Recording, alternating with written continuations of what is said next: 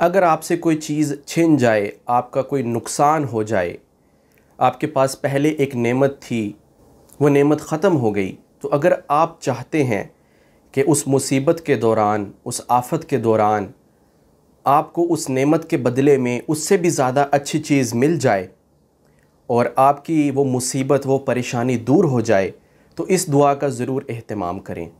रसूल करीम सल्लल्लाहु अलैहि वसल्लम ने इरशाद फरमाया, जिसका मफ़हूम है, जब तुम में से किसी को कोई तकलीफ़ या सदमा पहुँचे और वो ये अल्फ़ाज़ कहे, यानी जो दुआ के अल्फ़ाज़ मैं अभी आपके सामने ज़िक्र करने वाला हूँ, तो अल्लाह ताला उस चीज़ के बदले बहुत अच्छी चीज़ यानी उसका नेमुल बदल अता फ़रमा देते हैं।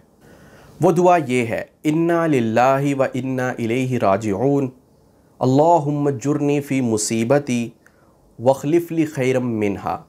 इस दुआ के तर्जुमे पे भी गौर कीजिए। बेशक हम अल्लाह ही की मिल्कियत में हैं और हमने उसी की तरफ लौट कर जाना है।